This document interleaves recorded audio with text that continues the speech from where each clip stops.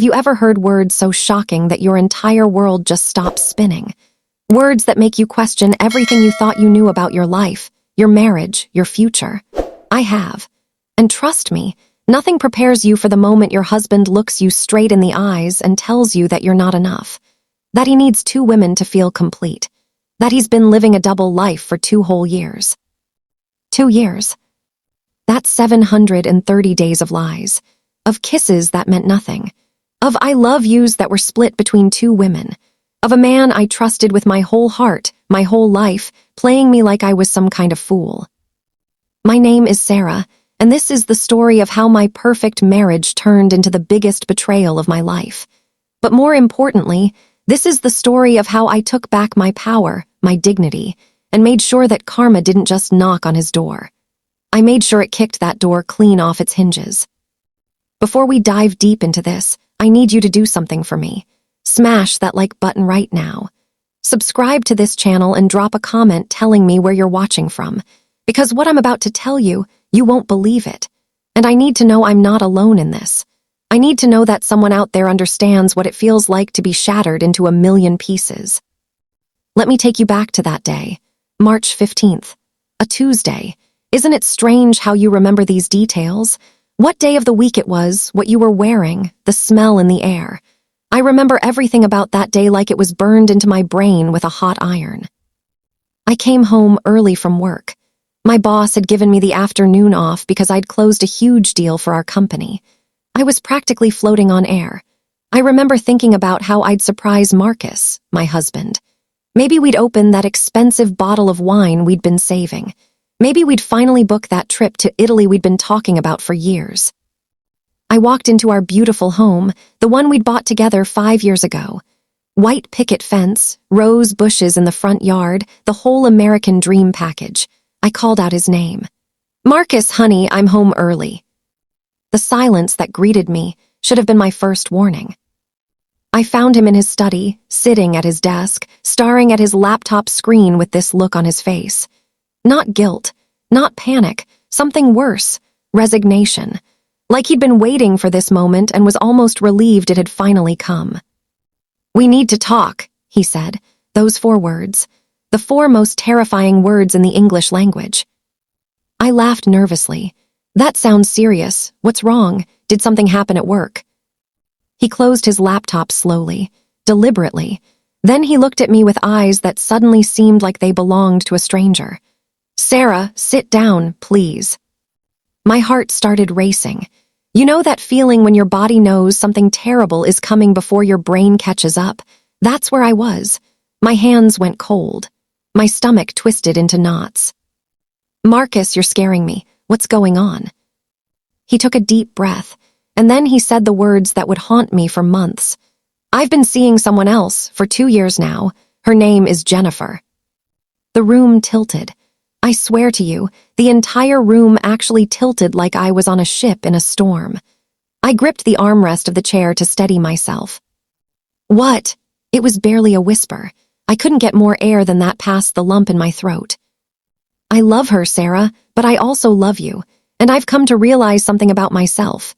He paused, and I watched him gather his courage to say whatever horrible thing was coming next. "I need both of you. I can't choose. I don't want to choose. I need 2 women to feel complete." Complete. He needed 2 women to feel complete. Like I was half a person, half a wife, half of what he needed. I sat there, frozen, while he continued talking. And the more he talked, the worse it got. This wasn't a confession born of guilt. This wasn't him begging for forgiveness. This was him asking for permission. "I know this is a lot to process," he said, like he was discussing a business proposal. "But I've been thinking about this for months. I want us to try polyamory. I want you and Jennifer to both be part of my life. Openly, honestly. No more sneaking around." No more sneaking around? I finally found my voice, and it came out sharp, bitter. "You've been cheating on me for 2 years, and your solution is that we should all just, what? Play happy family together." "It's not cheating if everyone agrees," he said, and I swear I wanted to throw something at his head. "Sarah, I know you're hurt right now, but think about it. Really think about it. We could make this work. Other people do it." Other people. Like our marriage vows meant nothing. Like the 7 years we'd spent building a life together was just a rough draft he wanted to edit. I stood up so fast the chair nearly toppled backward. Are you out of your mind? Are you actually insane? He stayed calm, too calm, like he'd rehearsed this. I knew you'd react this way initially. That's why I've prepared some resources for you. Articles, books, online communities. There are lots of successful polyamorous relationships out there. Resources. He had resources prepared. That's when it hit me. This wasn't a sudden confession. This wasn't a moment of weakness where he'd slipped up and felt guilty. This was planned, calculated. He'd been preparing for this conversation probably for weeks, maybe months. How long have you been planning to tell me this? I asked, my voice shaking. About 3 months, he admitted. I wanted to make sure I had all my thoughts together. I wanted to approach this maturely. Maturely. He cheated on me for 2 years and thought having a PowerPoint presentation ready made it mature. I couldn't breathe. The walls were closing in. I needed air. I needed space. I needed to get away from this stranger wearing my husband's face. I need to go, I said, grabbing my purse. Sarah, wait, let's talk about this. Don't just run away. Don't run away. Like I was the one being unreasonable. Like I was the one who needed to calm down and see sense. I drove to my best friend Rachel's house. I don't even remember the drive. It's a complete blank. 1 minute I was pulling out of my driveway, tears streaming down my face, and the next minute I was pounding on Rachel's door like the house was on fire. She took one look at my face and pulled me inside. I collapsed on her couch and told her everything, every horrible word, every casual confession, every insane justification. Rachel was livid. He wants you to what? Share him, like he's some kind of prize. That man has lost his damn mind. 2 years, Rachel. 2 whole years he's been with her. While I was planning our future, thinking about kids, he was living an entire secret life. That's when it really sank in. The trips he took for work, the late nights at the office, the weekends he went golfing with his buddies. How many of those were lies? How many of those were spent with her, with Jennifer? And who was she? What did she have that I didn't? Was she prettier, smarter, funnier? What made her worth destroying a marriage over? These questions ate at me like acid. They consumed every thought. I couldn't eat, couldn't sleep. For 3 days, I stayed at Rachel's house, barely functioning, just trying to process the bomb that had gone off in my life. Marcus called and texted constantly. At first, the messages were apologetic. Then they turned frustrated. Then, and this is what really got me, they turned accusatory. You're being dramatic, one text read. I'm being honest with you.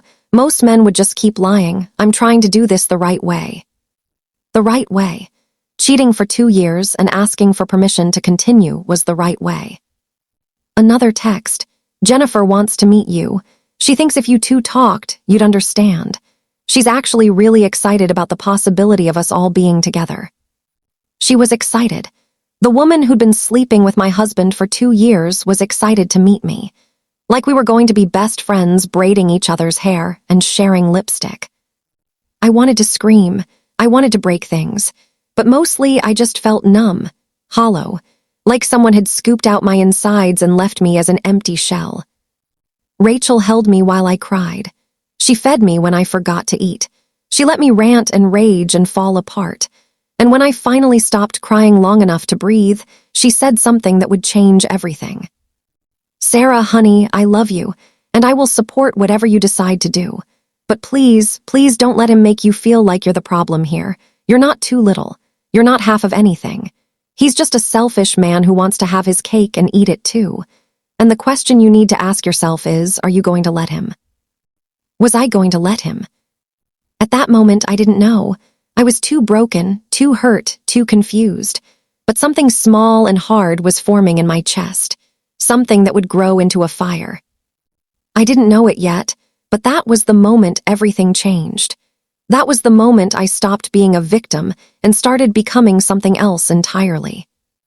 Now you might think my life before this was somehow flawed, that there were signs I missed, that our marriage was already broken. But that's the thing that made this betrayal so much worse. Our life had been perfect, or at least I thought it had been. Let me take you back to before the bomb dropped, back to when I thought I knew what my life was. Marcus and I met 9 years ago at a friend's wedding. Classic story, right? He was the best man, I was a bridesmaid. We got paired up for the wedding party entrance, and he made me laugh so hard during the reception that I snorted champagne through my nose. Elegant, I know. He was charming, successful, kind, or so I thought. He was an architect working for one of the top firms in the city. I was in marketing, climbing my way up the corporate ladder. We were ambitious, driven, and we just clicked. Our first date lasted 12 hours. Dinner turned into drinks, turned into a walk through the park, turned into breakfast at an all-night diner. We talked about everything. Our dreams, our fears, our childhoods, our futures. He told me he wanted a partner in life, not just a girlfriend. Someone to build something real with. I'm tired of games, he said, holding my hand across the sticky diner table at 5 in the morning. I want something honest, something true. Honest, true. Those words would become knives later, but back then they were promises. We dated for 2 years before he proposed. He did it at the same park where we'd walked on our first date. Got down on one knee by the fountain with a ring he'd designed himself. Because he was an architect, he said. He wanted to build our future from the foundation up, and that started with a ring that was uniquely ours. I said yes before he even finished asking. Our wedding was beautiful. Not huge, not extravagant, but perfect. Just our closest family and friends. We wrote our own vows. I still remember his, every word. Sarah, you are my best friend, my partner, my home. I promise to choose you every single day. To be honest with you, even when it's hard. To build a life with you that we can both be proud of. You are enough. You will always be enough. You are enough. You will always be enough. What a sick joke those words became. Our marriage was good, really good. We had our routines. Saturday morning farmers market. Sunday afternoon bike rides. Wednesday nights were always date night, no matter what. We kept that up for 7 years. Even when work got crazy, even when life got hectic, Wednesday nights were sacred. We traveled together. Paris, Tokyo, Costa Rica. We talked about having kids, maybe in another year or 2. We were building equity in our house, planning for retirement, doing all the things you're supposed to do when you're building a life with someone. Our friends called us couple goals. His parents adored me. My parents thought he walked on water. We were that couple. The one everyone else looked at and thought, that's what I want. And I was happy, genuinely, deeply happy. Sure, we had our small issues. He worked late sometimes. I could be a little controlling about how the house was organized. He forgot to put his dishes in the dishwasher. I forgot to fill up the gas tank and he'd have to do it. Normal stuff, marriage stuff, nothing that ever made me question us. Looking back now, with the cruel clarity of hindsight, I can see the timeline. We were married for 7 years. He'd been with her for 2. That means for 5 years we were actually okay. For 5 years, it really was just us. So what changed? What happened in year 5 that made me suddenly not enough? What did I do wrong? What did I fail to be? I tortured myself with these questions during those first few days at Rachel's house. I went through every memory from the past 2 years, examining them like crime scene evidence, looking for clues, looking for the moment I lost him. 2 years ago, what was happening 2 years ago? We just finished renovating our kitchen. We'd taken that trip to Maine for our anniversary. Work was going well for both of us. I'd gotten a promotion. He'd won some big award for one of his building designs. Actually, that was it, the award ceremony. It was a huge deal in the architecture world. Black tie event, all the big names in the industry. I was supposed to go with him, but I got food poisoning the day before. Something I ate at lunch just destroyed me. I was so sick I couldn't even stand up without feeling dizzy. Marcus was disappointed, but he understood. "It's okay, babe," he said, kissing my forehead while I lay miserable on the bathroom floor. "I'll accept the award and come straight home. You're more important than any party." He didn't come straight home. He came back at 3 in the morning, smelling like champagne and perfume, talking about how amazing the night had been, how many connections he'd made. I was too sick to care, too sick to ask questions, too sick to notice that the perfume smell wasn't mine. Was that when he met her? At that event? While I was at home, sick and miserable, was he falling for someone else? The thought made me want to throw up all over again. I started piecing together the past 2 years like a puzzle made of broken glass. Every piece cut me, but I couldn't stop. The new gym membership he got to stay healthy, the sudden interest in hiking on weekends, the business trips that seemed to increase. Cleveland, Milwaukee, Pittsburgh. Not exactly exotic locations, but he always came back energized, happy, telling me about the projects, the clients, the opportunities. Was he even going to those cities? Or was he going to her? His phone. He'd become so protective of his phone, not in an obvious way, not like those stories you hear where the husband is constantly texting and hiding the screen. Marcus was smarter than that. He'd just casually always have it face down. Always take it with him, even to the bathroom. Always have it on silent. "I'm trying to be more present," he'd said once when I commented on the silent mode. "Work emails stress me out. I want to focus on us when I'm home." What a beautiful lie that was. And the sex. Oh God, the sex. It had actually gotten better over the past 2 years, more frequent, more adventurous. He wanted to try new things, new positions. He was more attentive, more passionate. I thought we were going through some kind of second honeymoon phase. I thought we were reconnecting. But now I knew the truth. He was practicing with her and bringing it home to me. Or maybe he felt guilty and was trying to make it up to me without actually stopping what he was doing.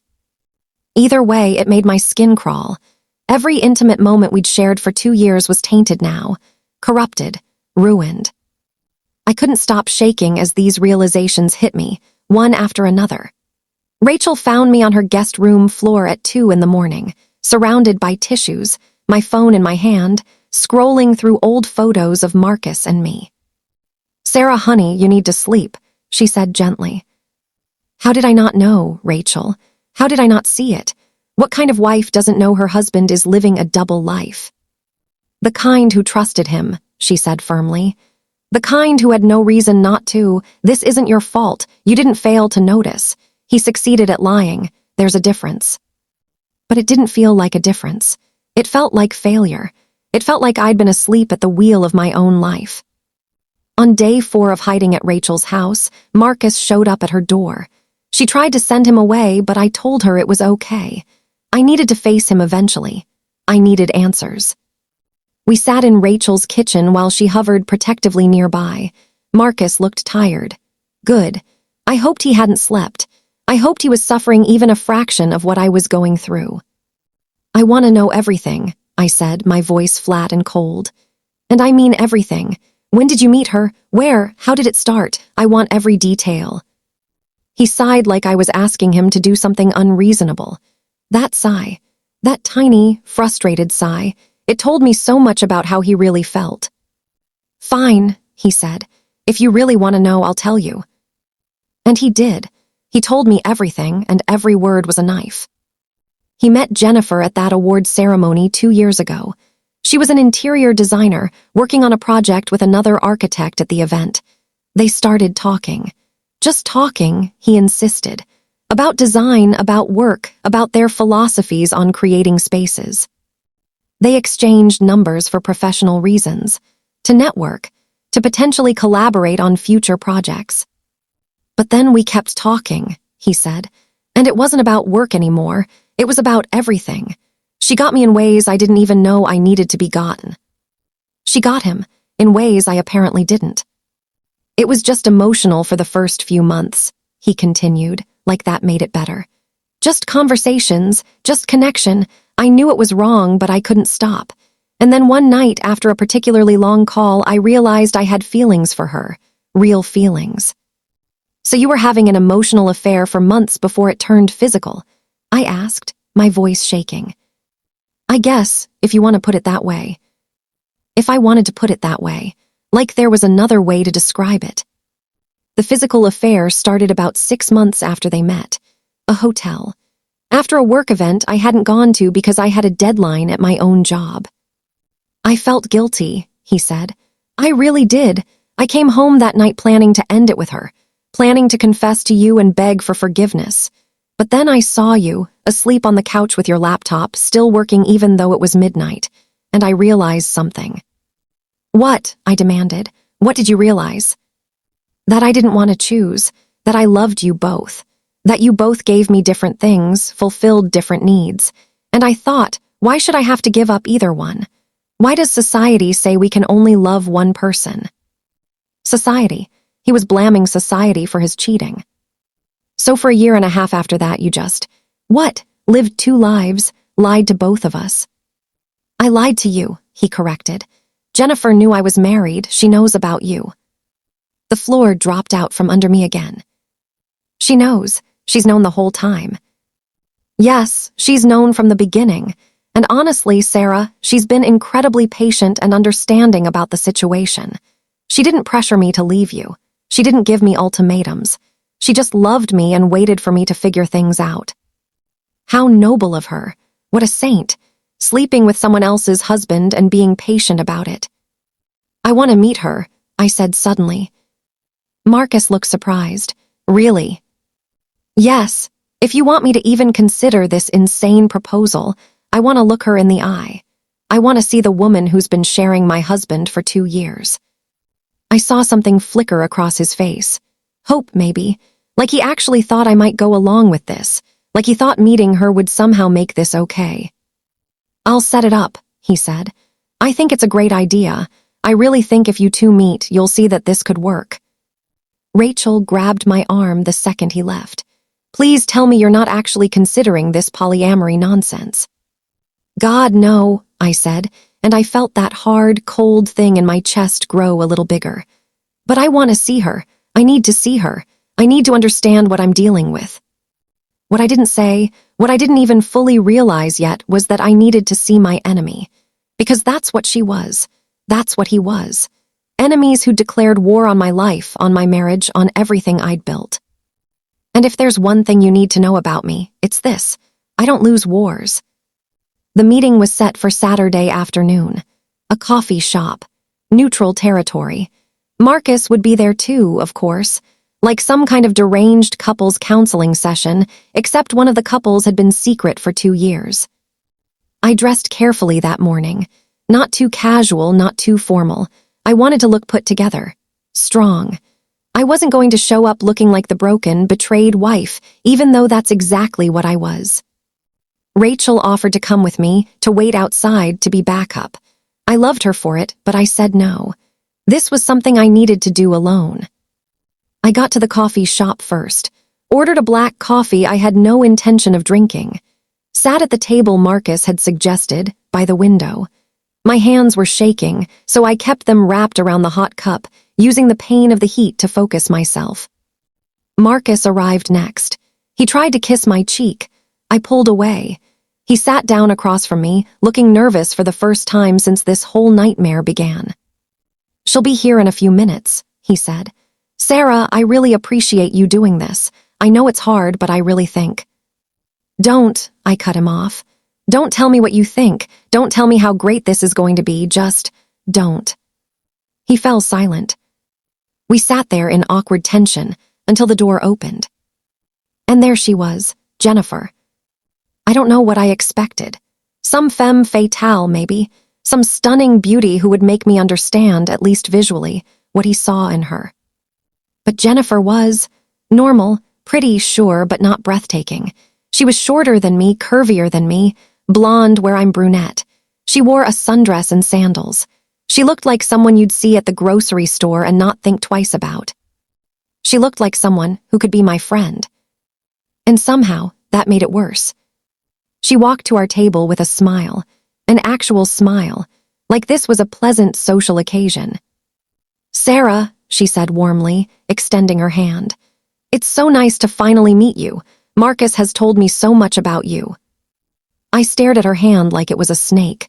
I didn't shake it. After an awkward moment, she withdrew it and sat down next to Marcus. Next to my husband. So, she said brightly, I know this is probably really weird for you. It's kind of weird for me too. But I'm really glad we're doing this. I think communication is so important, don't you? Communication. She wanted to talk about communication. The woman who'd been sneaking around with my husband for 2 years wanted to discuss the importance of communication. I found my voice. It came out cold, sharp. How old are you, Jennifer? She blinked, surprised by the question. 28, why? 28. She was 28 years old. I was 35. Marcus was 37. Just curious, I said. Wanted to know how old you were when you decided it was okay to sleep with married men. Her smile faltered a little. I understand you're angry. Do you? I leaned forward. Do you really understand? Do you understand what it feels like to find out your entire marriage has been a lie? That while you were planning your future, someone else was actively destroying it? Sarah, Marcus warned. I ignored him, keeping my eyes locked on Jennifer. Tell me, were you there when we renovated our kitchen? When I was picking out tiles and thinking about all the family dinners we'd have, were you in his bed? When I was celebrating our 6th anniversary, were you celebrating your 1-year anniversary with him? Jennifer's face flushed. It wasn't like that. Then what was it like? Please explain it to me. She took a deep breath, composing herself, and then she said something that made me want to flip the entire table over. I love him, I know you do too, and he loves both of us. Why does that have to be a bad thing? Love isn't a finite resource, Sarah. Him loving me doesn't mean he loves you less. He's been lying to me for 2 years. That seems like loving me less. Only because society hasn't caught up yet, she said earnestly. Only because we're all conditioned to believe in monogamy as the only valid relationship structure. But there are other ways, better ways, more evolved ways. More evolved. She thought she was more evolved than me because she was okay being the other woman. Marcus, she continued, turning to him with soft eyes, told me all about you, about how amazing you are at your career, how driven and focused you are, how you're always working on the next big thing. I saw where this was going, and rage started building in my chest. He said sometimes he feels like he can't compete with your ambition, like he needs someone who has more time for him, more attention for him, and that's where I come in. I work freelance, so my schedule is flexible. I can be available when he needs support, when he needs someone to talk to about his day, when he needs a replacement for the wife he doesn't think is good enough. I finished for her. A compliment, she corrected gently. Not a replacement. We'd be partners in making him happy. Partners in making him happy, not partners in our own happiness, not equals in a relationship, partners in servicing his needs. I looked at Marcus, really looked at him, and I saw a stranger. A selfish, manipulative stranger who had somehow convinced this young woman that being his backup wife was some kind of enlightened feminist statement. You've really thought this through, haven't you? I said to him. You've got it all figured out. The wife with the career who makes good money and looks good on your arm at events. And the young girlfriend who has plenty of time to boost your ego and make you feel special. That's not fair, he said. Fair? You want to talk about fair? You cheated on me for 2 years, and now you want me to thank you for it. You want me to welcome your mistress into our lives with open arms. You want to have 2 women fighting over who gets to make you happy. And you think I'm being unfair. My voice had risen. People were starting to stare. I didn't care. Jennifer reached across the table like she was going to touch my hand. I pulled back so fast I almost knocked over my coffee. Sarah, I really think if you gave this a chance. No, I stood up. No, I'm not giving this a chance. I'm not evolving. I'm not being your partner in this sick fantasy. I'm done. I walked out of that coffee shop with my head high and my heart pounding. I made it to my car before the shaking started, before the tears came, before I had to grip the steering wheel to keep myself from falling apart. But mixed in with the pain and the betrayal and the humiliation was something new, something hard and bright and fierce. Anger. Pure, white-hot anger. They thought I would break. They thought I would either accept their twisted arrangement or just quietly go away. Get a divorce, split our assets, let them ride off into their polyamorous sunset. But they didn't know me. Not really. Marcus thought he did, but he'd been too busy building his fantasy to pay attention to who I actually was. I was the woman who'd built her career from nothing, who'd fought for every promotion, every client, every ounce of respect in a male-dominated industry. I was the woman who didn't give up when things got hard. And I sure as hell wasn't giving up now. I drove back to Rachel's house with a new purpose. A plan was forming in my mind. It wasn't complete yet, just the bare bones of an idea. But it was there, growing stronger with every mile. They wanted to play games. Fine, I'd play, but by my rules. And I was going to win. Rachel took one look at my face when I got back and knew something had shifted. I wasn't crying anymore. I wasn't curled up in a ball of misery. I was packing her living room like a caged animal, energy crackling through every nerve in my body. "How did it go?" she asked carefully. "She's 28 years old," I said. 28, and she sat there in her little sundress telling me how evolved she is, how love isn't finite, how we could be partners in making Marcus happy. Oh my God. She actually thinks she's doing something progressive. Like she's some kind of relationship revolutionary instead of just the other woman. I laughed, but it came out bitter and sharp. And Marcus sat there like some kind of king with his two subjects discussing how best to serve him. Rachel's face darkened. "Please tell me you threw your coffee at him." I should have thrown it at both of them, but I didn't. I walked out. And you know what, Rachel? I'm glad I did, because now I know exactly what I'm dealing with. Which is a narcissist and his brainwashed girlfriend who think I'm stupid enough to go along with their fantasy. I spent the rest of that Saturday doing something I should have done days ago. I called a lawyer. Actually, I called 3 lawyers. I wanted options. I wanted the best. The first consultation was Monday morning. Her name was Patricia Chen, and she came highly recommended as the most ruthless divorce attorney in the state. Her office was all glass and steel, modern and intimidating, kind of like her.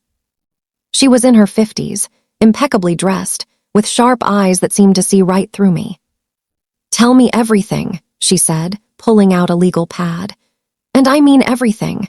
Don't leave out details because you think they're embarrassing or irrelevant. I need the full picture." So I told her the whole sordid story, the confession, the 2 years of cheating, the polyamory proposal, the coffee shop meeting with Jennifer. Patricia's expression never changed. She just took notes, asked clarifying questions, and didn't show an ounce of judgment or surprise. I guess when you're a divorce lawyer, you hear it all. "Okay," she said when I finished. "Here's the good news. You have grounds for a fault divorce based on adultery. In this state, that can affect asset division and possibly spousal support, depending on your respective incomes." "We make about the same," I said. "Maybe I make slightly more now after my last promotion." "Even better. That means you won't owe him anything. Now, do you own your house jointly?" "Yes, we bought it together. Both our names on the mortgage and the deed." "Other assets, retirement accounts, investments." I ran through our finances. The house, 2 cars both paid off, retirement accounts, a joint savings account, some stocks, nothing extravagant, but we'd built a comfortable nest egg together over 7 years. "You'll likely be entitled to half of everything acquired during the marriage," Patricia said. "But here's what I need you to understand, Sarah. Divorce is expensive, emotionally and financially, and if he fights you on this, it could drag out for months, maybe over a year." "Let it drag out, I don't care." She studied me for a moment. "I can see you're angry, that's good. Anger is useful, but don't let it make you stupid. Sometimes the best revenge is a clean break. Take your half and move on with your life." "That's not enough," I said, and I was surprised by the vehemence in my own voice. "That's not nearly enough for what he's done." Patricia leaned back in her chair. "What exactly are you looking for here, Sarah? Because I'm a divorce lawyer, not a revenge consultant." "I want him to lose everything," I said. "His perfect little double life, his reputation, his career, everything. I want him to regret the day he ever thought I wasn't enough." She was quiet for a long moment. Then she said, "I can't help you with that. I can help you get a fair divorce settlement. I can make sure you're protected financially, but whatever else you're planning, that's on you. And you didn't hear me say this, but be careful. Don't do anything that could come back to hurt you in court." I understood what she wasn't saying. Do what you need to do, but don't get caught. Don't leave evidence. Don't give him ammunition. I left her office with a retainer agreement and a plan forming in my mind. The divorce was just the legal side, the paperwork, the official dissolution of our marriage. But that wasn't going to be enough. Not for what he'd done. Not for 2 years of lies and betrayal. I needed to understand the full scope of his deception first. I needed to know everything. Every lie, every secret, every moment he'd chosen her over me. So I did something I never thought I'd do. I started spying on my own husband. I went back to our house on Tuesday afternoon when I knew Marcus would be at work. I still had my key. It was still my house. I had every right to be there. Walking through that door felt surreal. Everything looked the same. The furniture we'd picked out together. The photos on the walls of our life together. The coffee mug I'd used the morning my world fell apart, still sitting in the sink. It looked like home, but it wasn't. Not anymore. It was a crime scene, a museum of lies. I started in his study. That's where he'd been when he confessed, sitting at his laptop. What had been on that screen? What had made him finally ready to tell me? His laptop was gone. He'd probably taken it to work, but his desk was full of other things. Papers, files, receipts. I started going through them systematically. I took pictures of everything with my phone. Bank statements, credit card bills, receipts from restaurants I'd never been to, hotels I'd never stayed at. There, in black and white, was the evidence of his double life. Dinners for 2 at romantic restaurants while I thought he was working late. Weekend getaways to bed and breakfasts while I thought he was at architecture conferences. My hands shook as I photographed each one. February 14th of last year, Valentine's Day, a receipt from an expensive French restaurant, $230. I'd been sick with the flu that Valentine's Day. He'd brought me soup and told me we'd celebrate when I felt better. He'd celebrated all right, just not with me. There was more, so much more. Charges from lingerie stores, jewelry stores, florists, all on dates that meant nothing to me but were probably anniversaries to them. First date, first kiss, first time he betrayed his marriage. I found a credit card I didn't recognize. It was in his name, but at an address I'd never seen before. I looked it up on my phone. An apartment complex across town. A nice one, expensive. Was that where she lived? Or was it someplace he kept for their rendezvous?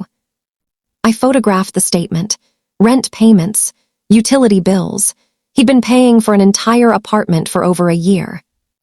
The rage that surged through me was almost physical. It wasn't just the cheating. It was the money, our money, the money we'd been saving for our future, for the kids we'd talked about having, for our retirement. He'd been spending it on her. I went through everything, every drawer, every file, every corner of his study, and then I moved to the bedroom. Our bedroom, where we'd made love, where we'd fallen asleep in each other's arms, where we'd whispered about our dreams and our future. How many times had he lain next to me, thinking about her? I opened his nightstand drawer. His watch was there, the one I'd given him for our 5th anniversary. He'd told me he loved it, that he wore it every day. Next to it was another watch, nicer, newer, more expensive, a brand I couldn't afford. I picked it up and looked at the back. Engraved, "To Marcus, all my love, Jay." J for Jennifer. I put it back carefully, photographed it, and kept searching. In the back of his closet, behind the winter coats we wouldn't need for months, I found a box. Just a regular cardboard box, taped shut. I pulled it down and opened it. Photos, hundreds of photos. Of them, Marcus and Jennifer at the beach, Marcus and Jennifer hiking, Marcus and Jennifer at what looked like a friend's wedding. Marcus and Jennifer kissing, holding hands, looking at each other the way he used to look at me. There were gifts, little things, A scarf, a book of poetry, movie ticket stubs, restaurant receipts they'd apparently saved as mementos. It was a relationship box, the kind of box you keep to remember the important moments. The kind of box I had somewhere in this very house, full of memories of Marcus and me. Except their box was hidden in the back of the closet, like the shameful secret it was. I took pictures of everything, every photo, every memento, every piece of evidence that this wasn't just an affair. This was a whole separate relationship, a whole separate life. At the bottom of the box was a notebook. I opened it and recognized Marcus's handwriting immediately. It was a journal, his journal about her. March 15th met the most incredible woman tonight, Jennifer. She's brilliant, creative, and when she smiles, the whole room lights up. I know I shouldn't feel this way. I'm married. I love Sarah, but I can't stop thinking about Jennifer. March 15th, 2 years ago exactly, the night of the award ceremony, the night I was home sick. I flipped through the pages, reading his thoughts, his feelings, his justifications for what he was doing. April 2nd, called Jennifer tonight after Sarah fell asleep. We talked for 3 hours. She understands my work in a way Sarah never has. Sarah's so focused on her own career, sometimes I feel invisible. May 20th, took Jennifer to lunch today. Told Sarah I had a client meeting. I feel guilty, but also more alive than I've felt in years. Is it wrong to want both, to love both? August 10th, slept with Jennifer for the first time. I thought I'd feel terrible, but I don't. I feel complete, like I've found the missing piece of myself. I know I need to tell Sarah eventually, but not yet. I'm not ready to give up either of them. Page after page of this. 2 years of documentation. 2 years of him choosing her, lying to me, and feeling justified in it. I sat on the floor of our bedroom, surrounded by evidence of my husband's betrayal, and I didn't cry. I was past crying. I was cold, calculating.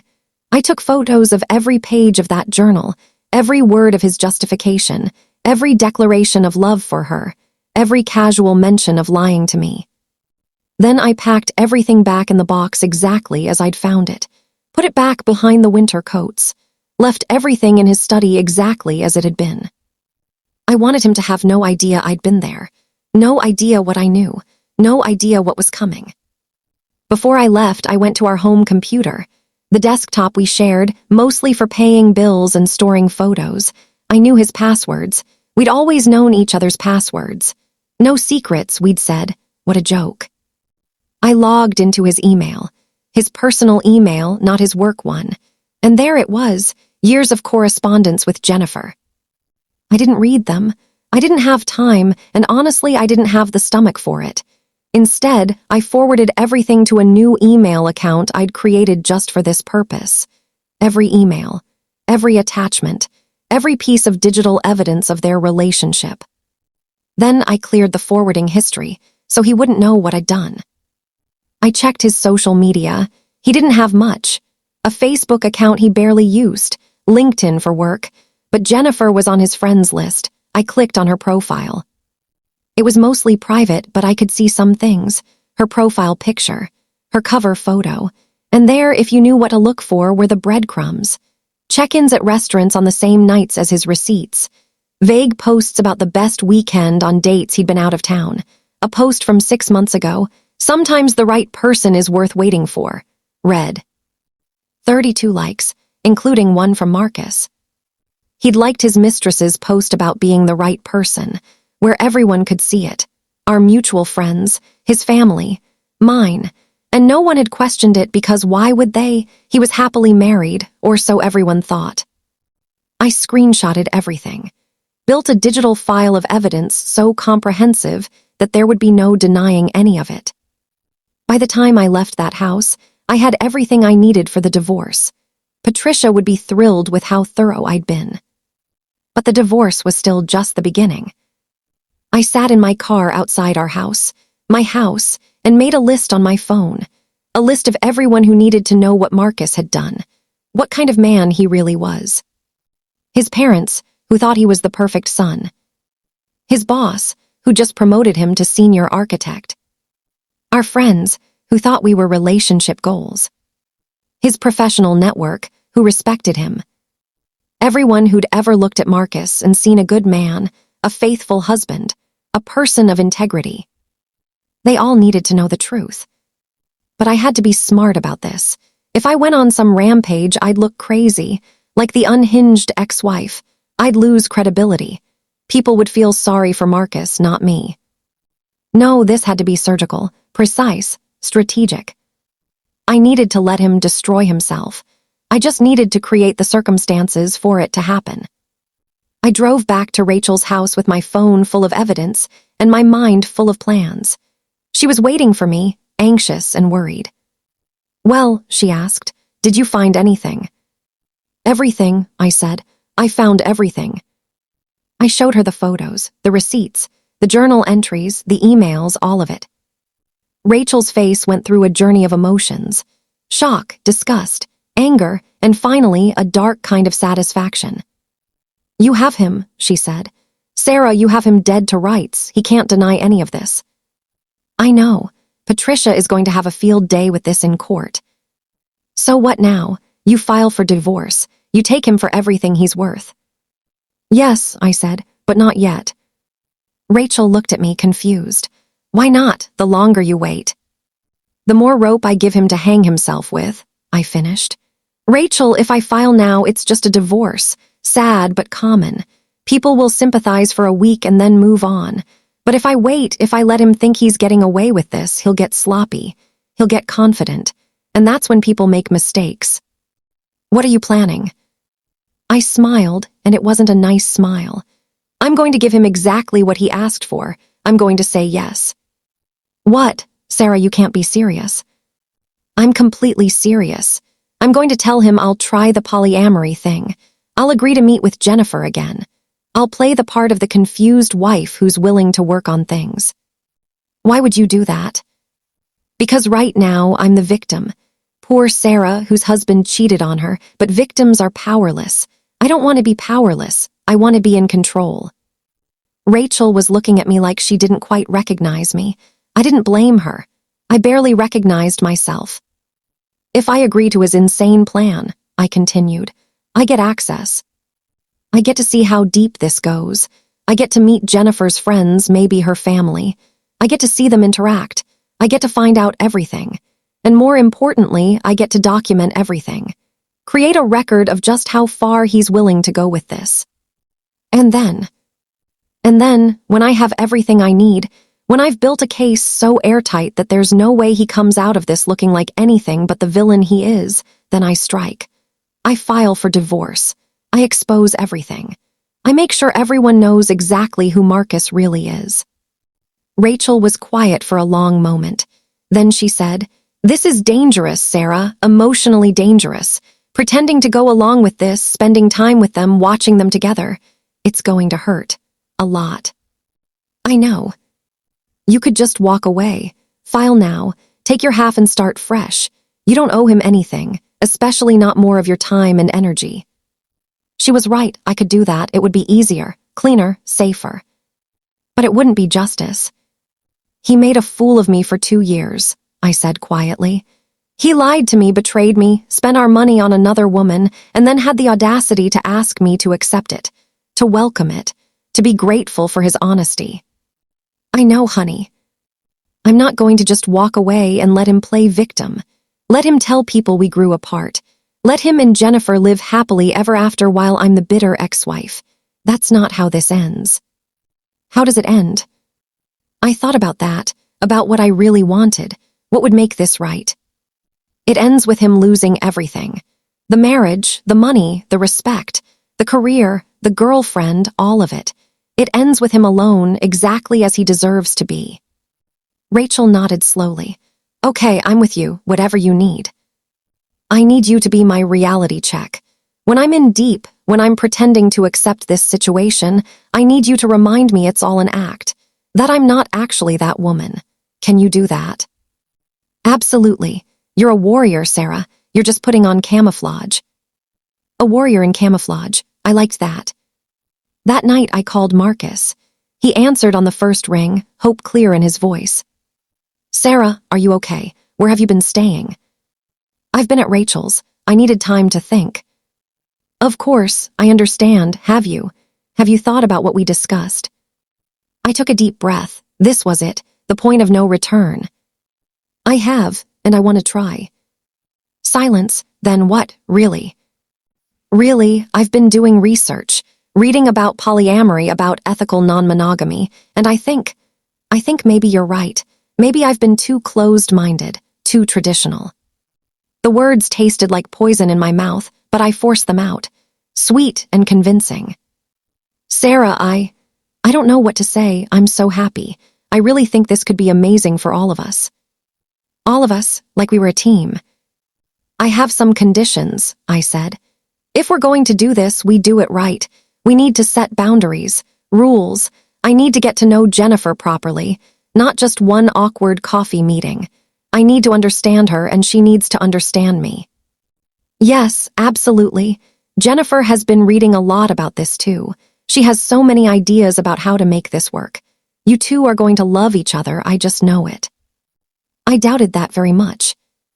And we need counseling, I continued. If this is going to work, we need a professional to help us navigate it. Of course, whatever you need. I'll find someone who specializes in non-traditional relationships. Good, and Marcus? Yes. This is a trial. I'm not promising anything. I'm agreeing to try to explore this with an open mind. But if it doesn't work for me, if I can't handle it, we're done. Completely done. Do you understand? I understand. And Sarah, thank you. Thank you for being so open-minded and mature about this. I knew you'd come around. You're amazing. Amazing. I was amazing for agreeing to share my husband with his mistress. We talked for a few more minutes, making plans. Dinner at the house on Friday, the three of us. A chance to start fresh and build our new dynamic. I hung up and immediately felt sick. Rachel rubbed my back while I leaned over the toilet, though nothing came up. You can still change your mind, she said softly. You don't have to do this. Yes, I do, I said, wiping my mouth. I absolutely do. The next few days were a blur of preparation. I met with Patricia and told her the plan. She thought I was insane, but she agreed to put the divorce filing on hold while I gathered more evidence. Just be careful, she warned. Don't do anything illegal. No recording conversations without consent if you're in a two-party state. No hacking his accounts. Everything you find needs to be admissible in court. I assured her I'd be careful. I didn't mention that admissible in court wasn't my only goal. I had other plans for the evidence I was collecting. I also did something I never thought I'd do. I made an appointment with a therapist, not a couples counselor for our fake polyamory journey, a real therapist, for me. Her name was Dr. Alina Rodriguez, and she was kind without being pitying, which was exactly what I needed. I'm going through a divorce, I told her in our first session. Well, I will be, eventually, right now it's complicated. I told her everything. The affair, the polyamory proposal, my plan to pretend to go along with it while I built my case for destroying him. I expected her to tell me I was being vindictive, unhealthy, that I needed to let go and move on. Instead, she said, "You're angry, that's appropriate. He violated your trust in the most fundamental way, but I want you to be honest with yourself about what you're doing and why." I want justice. You want revenge, she corrected gently. And that's okay. Revenge gets a bad rap, but sometimes it's just another word for accountability. The question is, what's the cost? What's this going to take from you emotionally and mentally? I don't care about the cost. You should, because when this is all over, when he's faced consequences and you've gotten your revenge, you still have to live with yourself. You still have to build a life. And if you've destroyed yourself in the process of destroying him, then he's still won. Do you understand? I did, and I hated that she was right. So what do? I asked. Just let him get away with it. Let him and Jennifer ride off into the sunset. No, make him face consequences. Absolutely. But don't lose yourself in the process. That's why you're here, Sarah. That's why you need me. To keep you grounded. To make sure that when this is over, you're still you. maybe even a better, stronger version of you. I left that session feeling like I'd made the right decision. Dr. Rodriguez would be my anchor, my reminder that this was about moving forward, not just burning everything down. Friday came too quickly. I went back to the house for the first time since my evidence-gathering mission. Marcus had cleaned, cooked, even. He'd made my favorite meal, like that would somehow make this less insane. The table was set for 3. Jennifer arrived at 7, holding a bottle of wine and wearing a nervous smile. "Sarah," she said, and this time she didn't try to hug me. "Thank you for being willing to do this. It means so much to both of us." Both of us, like they were a unit and I was the outsider being welcomed in. We sat down to dinner, and it was the most surreal experience of my life. Marcus played host, serving food, pouring wine, trying to facilitate conversation like this was a normal dinner party. "So, Sarah," Jennifer said, clearly trying to follow some script she and Marcus had prepared, "Marcus tells me you just closed a huge deal at work. Congratulations." "Thank you," I said, cutting my chicken into precise pieces. "It was a challenging client, but we landed them." "That's amazing. You must be so good at what you do. Marcus is always talking about how impressive your career is." Is he, I thought, is that what he talks about? Or does he complain that I'm too focused on work, that I don't have enough time for him? "What about you, Jennifer?" I asked. "Marcus mentioned you're an interior designer."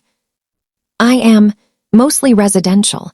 I love helping people create spaces that really reflect who they are." "How nice, and how's business?" "It's good. I mean, freelance is always a bit unpredictable, but I like the flexibility. The flexibility to be available whenever my husband calls," I thought but didn't say. The conversation continued like this, painfully polite, awkwardly civil. Marcus looked thrilled, like his 2 worlds were finally merging and it was everything he'd dreamed of. After dinner, we moved to the living room. My living room, sitting on furniture I'd picked out. "So," Marcus said, settling onto the couch between us like this was totally normal, "I thought we could talk about how we want this to work. Boundaries, expectations, that kind of thing." "Good idea," Jennifer said eagerly. She pulled out her phone. "I've actually been making notes from articles and forums, people who have made this work." Of course she had notes. "One thing that seems really important is communication," she said, reading from her phone. "We all need to feel comfortable expressing our feelings and concerns. No jealousy shamming." No jealousy shamming. Because being upset that your husband is sleeping with someone else is apparently something to be ashamed of. "And boundaries," she continued. "Some people have time boundaries, like certain days with each partner. Some have activity boundaries, like certain things you only do with one person. What feels right to you, Sarah?" What felt right to me was both of them leaving my house and never coming back. But I didn't say that. "I think," I said carefully, "that I need time. This is all very new to me. I need to take things slowly." "Of course," Marcus said, taking my hand. I forced myself not to pull away. "We can go at whatever pace you need." "But I also think," I continued, "that if we're going to do this, I need to really understand both of you, your relationship, how you got here. Jennifer, you and I should spend time together, without Marcus. Get to know each other." Jennifer's face lit up. "I would love that. I really think we could be friends, Sarah. I know that sounds weird, but I do." "Friends, with the woman who'd been sleeping with my husband for 2 years. "And I need transparency," I said. "Complete transparency. No more secrets. No more lies. If this is going to be ethical, like you said, then everything has to be out in the open." "Absolutely," Marcus agreed. "Total honesty, that's the whole point." Total honesty, from a man who'd lied to me for 2 years, but I smiled and nodded like I believed him. We talked for another hour, setting up a schedule for counseling, making plans for me and Jennifer to have lunch, discussing how to eventually tell people about our arrangement. With every word, every agreement, every fake smile, I was building my case. I was collecting evidence. I was giving them the rope to hang themselves with. And they had no idea. When Jennifer finally left, Marcus pulled me into his arms. "Thank you," he whispered. "Thank you for being so incredible about this. I love you so much." I love you so much. Words that used to make my heart soar. Now they just made me feel cold. I love you too, I lied. Because at this point, what was one more lie in a relationship built on them? That night, I lay in our bed, the bed I'd agreed to share with him again as part of this charade, and stared at the ceiling. He was asleep next to me, satisfied and content. He'd gotten everything he wanted. Or so he thought. I pulled out my phone and opened the voice recording app. I'd recorded the entire evening. Every word, every agreement, every piece of evidence that this wasn't just an affair, but a deliberate, ongoing choice to betray our marriage.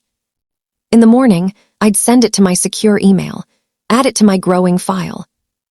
And I'd keep playing this role, the understanding wife, the woman willing to try. Until I had everything I needed. Until the trap was set. Until it was time to watch his world burn. The next 3 weeks were the most difficult of my life, and I don't say that lightly.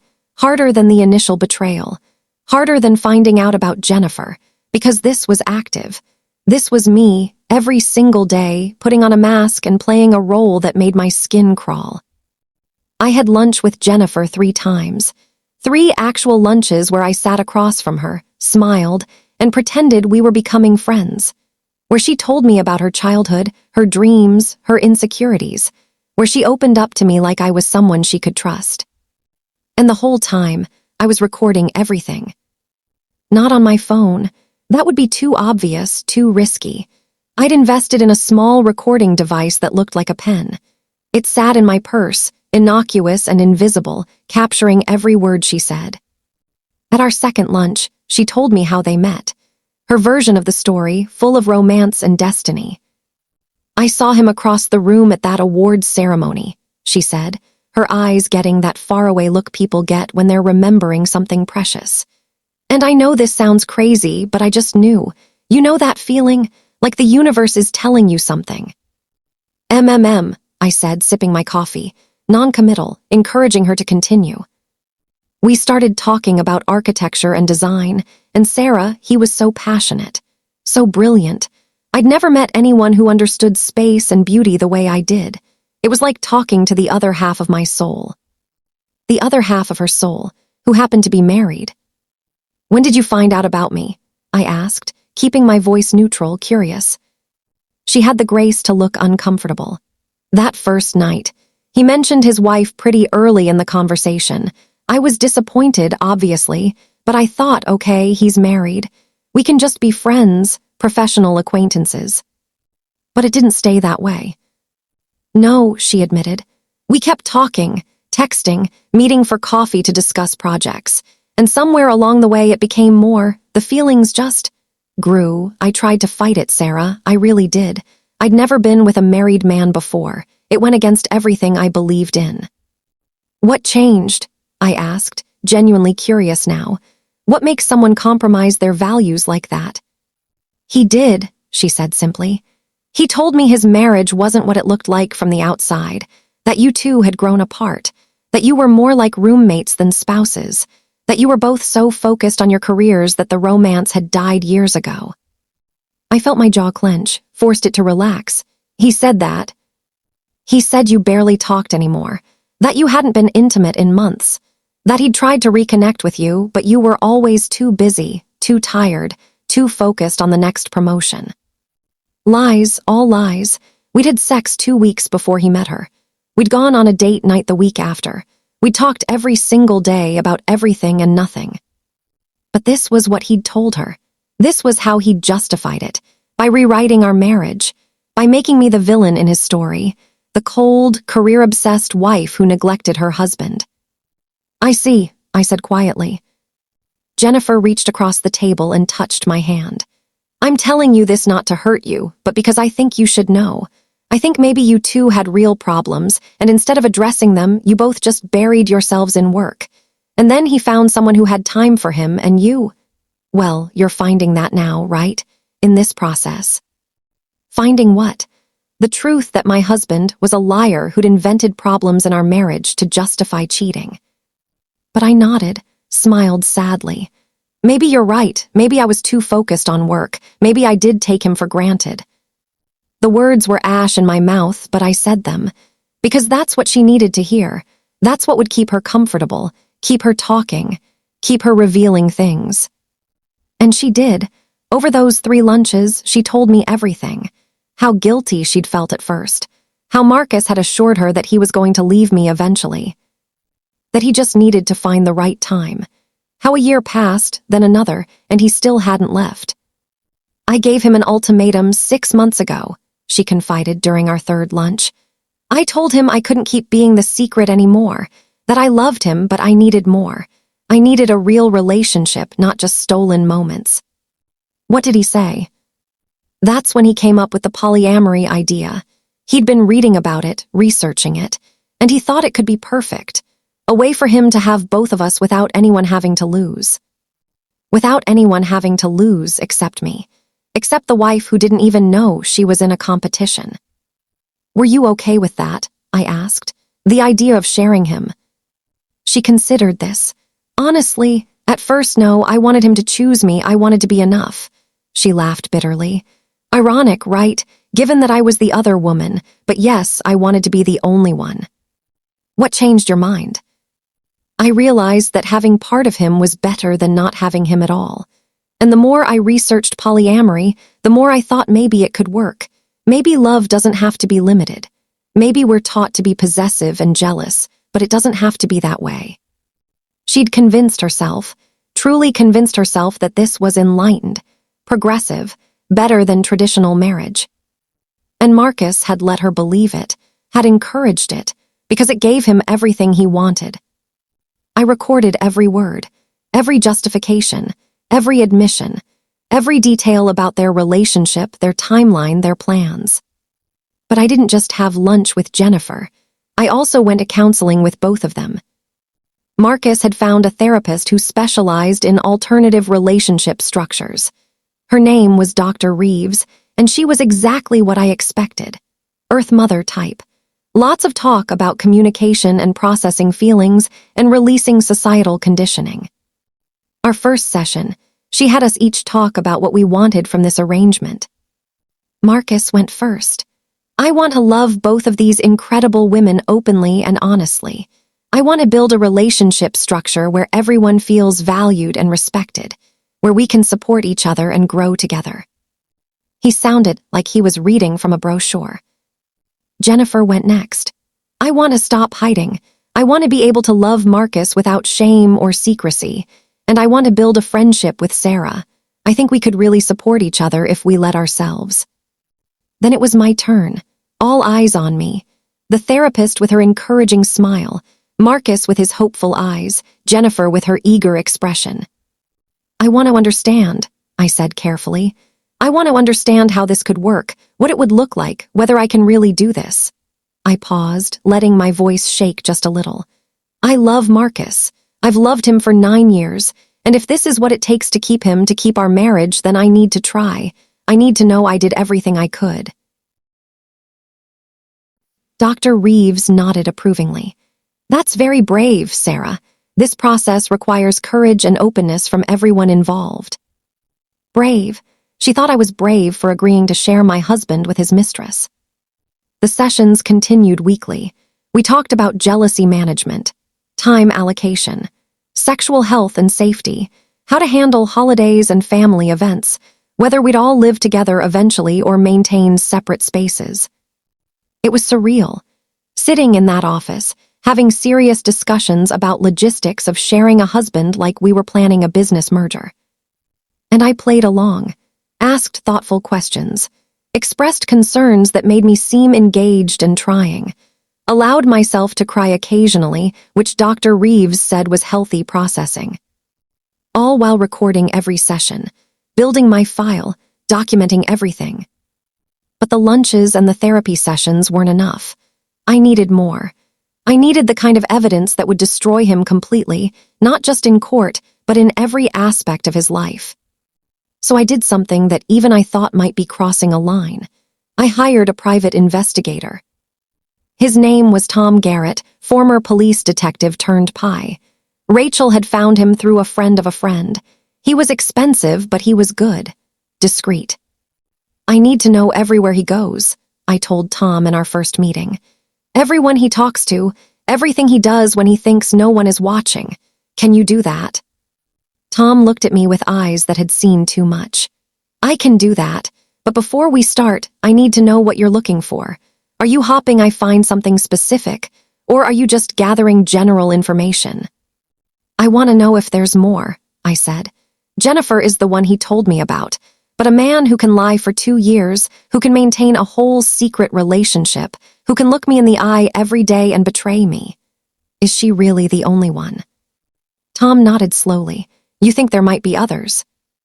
I think a man who needs 2 women to feel complete might be lying about the number. I think a man who's this good at deception might be better at it than even he's admitting. Okay, Tom said. I'll follow him, document everything. You'll get a full report with photos, timestamps, locations, everything admissible and legal. How long will this take? Give me 3 weeks. That's enough time to establish patterns, see who he's really spending time with. 3 weeks. I could do 3 more weeks of this charade if it meant getting the truth. Tom was as good as his word. He tailed Marcus everywhere, to work, to lunch meetings, to the apartment I'd found evidence of which was indeed Jennifer's place, to the gym, to restaurants, and to other places I didn't know about. The report Tom gave me 3 weeks later was thick, detailed, damning. Marcus had a routine with Jennifer. Tuesday and Thursday evenings, he'd go to her apartment, stay until around 11, then come home to me. Saturday afternoons were theirs too, usually spent at restaurants, parks, or shopping. But there was more. See this, Tom said, pointing to a series of photos from different days. Monday and Wednesday lunches, same restaurant every week, different woman each time. My blood ran cold. What? I don't know who she is yet, but he's consistent. Every Monday, 12:30, this cafe downtown. She's there waiting. They have lunch, sometimes they walk in the park after. Then he goes back to work. The photos showed Marcus with a woman I'd never seen before. Older than Jennifer. Maybe early 40s, professional looking. They sat close, laughed together, held hands across the table. There's more, Tom said, flipping pages. Wednesday evenings, twice in the 3 weeks I followed him, he went to a hotel bar, met another woman. They had drinks, then went upstairs. He left around 10. Different women, multiple women, not just Jennifer. How many? I asked, my voice barely a whisper. That I saw, 3 including Jennifer. Could be more that didn't happen during my surveillance window. I felt sick, actually sick. I'd thought Jennifer was it, the one affair, the one betrayal. Bad enough on its own, but contained, quantifiable. But this was something else. This was a pattern, a lifestyle. Marcus wasn't a man who'd fallen in love with someone else. He was a serial cheater, a man who kept multiple women on rotation, who lied to all of us. The Monday lunch woman, I said. Can you find out who she is? Already did, Tom said, pulling out another page. Her name is Vanessa Cho. She's a real estate attorney, works at Morrison and Associates downtown, married. Married? He was having an affair with a married woman too. And the Wednesday hotel woman. Harder to pin down. She doesn't seem to be a regular in his life like the other two. Could be casual encounters. Could be another ongoing thing. Want me to keep digging? Yes, I said immediately. I want to know everything. Every woman, every lie, every piece of this. Over the next 2 weeks, Tom provided more information. Vanessa Cho had been seeing Marcus for almost as long as Jennifer.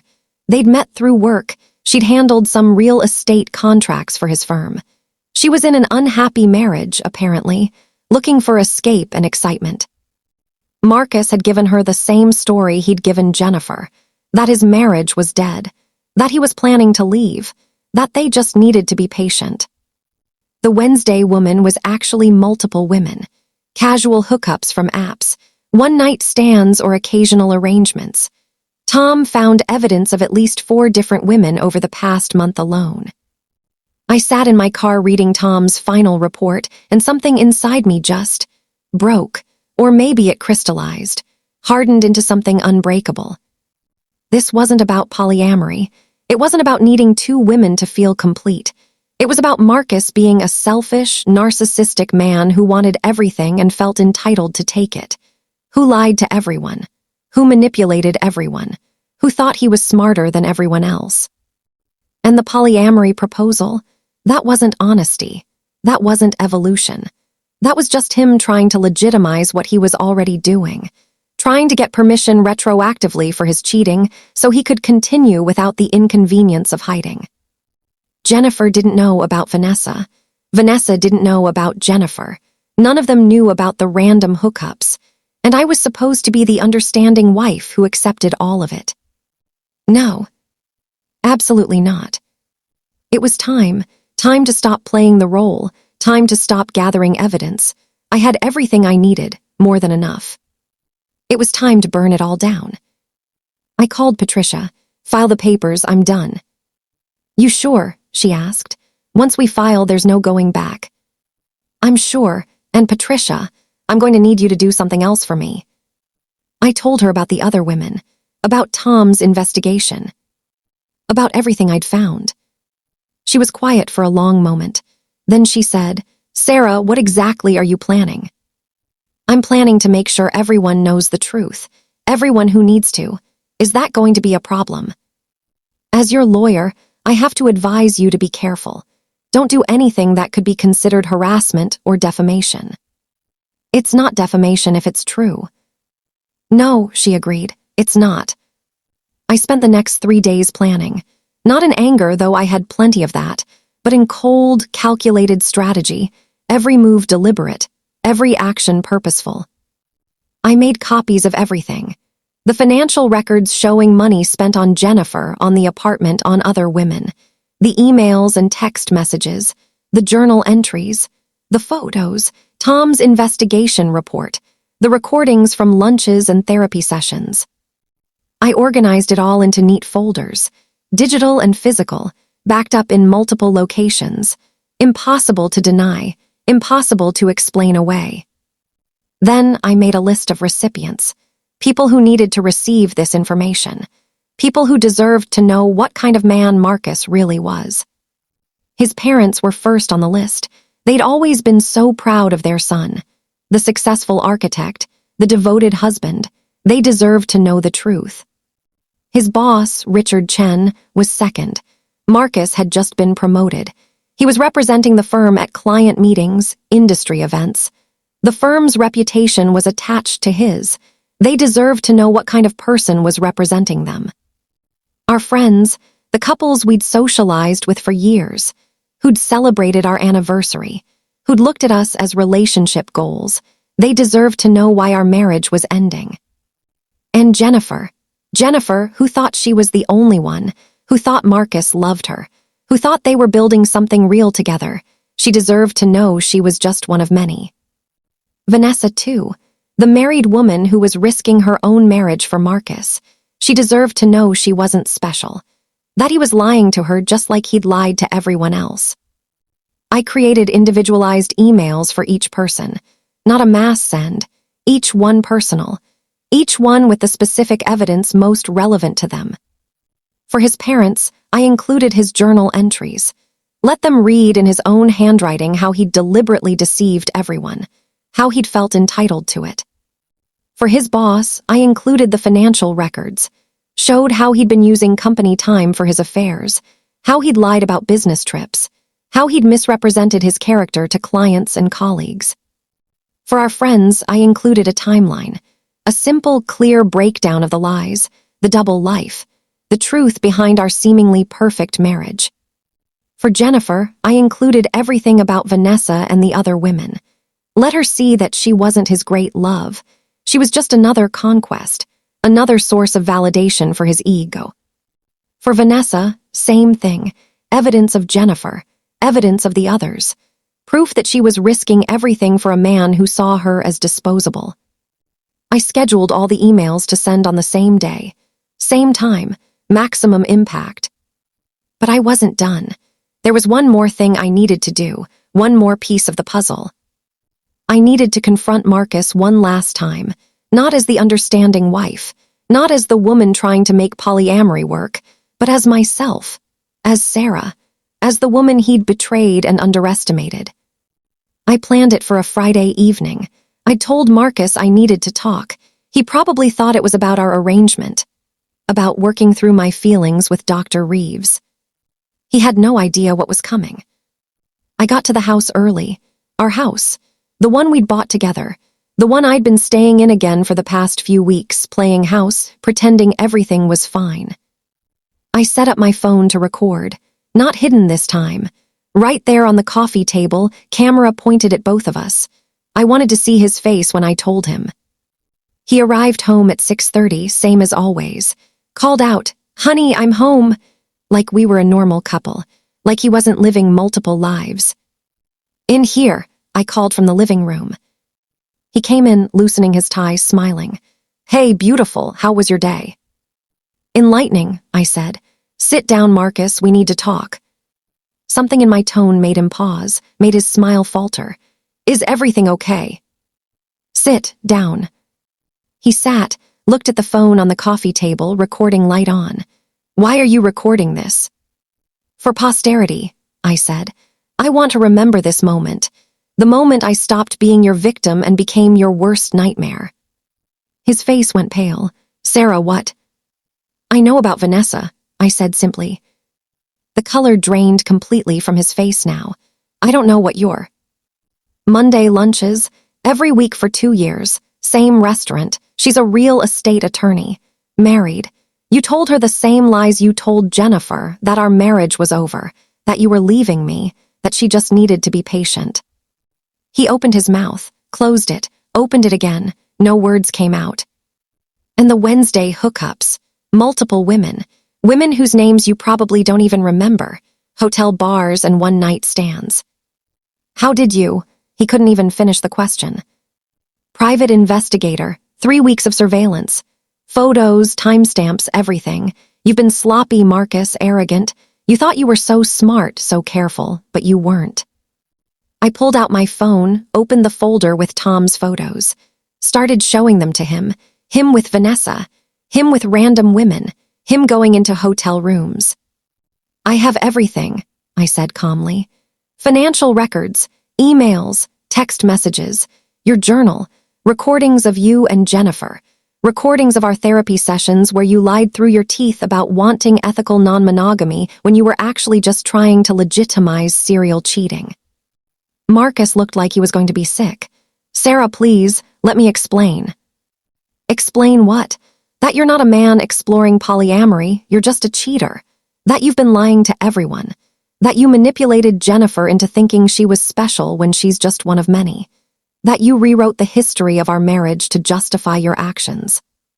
"I never meant to hurt you," he said weakly. "You didn't mean to get caught," I corrected. "There's a difference. You meant every lie, you chose every betrayal, you knew exactly what you were doing." "What are you going to do?" he asked, and for the first time I heard fear in his voice. I smiled. It wasn't a nice smile. "I already did it. Divorce papers were filed this morning. You'll be served on Monday. And the evidence, all of it, it's been sent to everyone who matters." "What do you mean, everyone?" "Your parents, your boss, our friends, Jennifer, Vanessa. Everyone who deserves to know what kind of man you really are. The emails went out 20 minutes ago. They're reading it all right now." He lunged for his phone. I watched him scroll through incoming messages. Watched his face go from pale to green. Watched the reality hit him. His mother, "Marcus, call me immediately. What is this? Tell me this isn't true."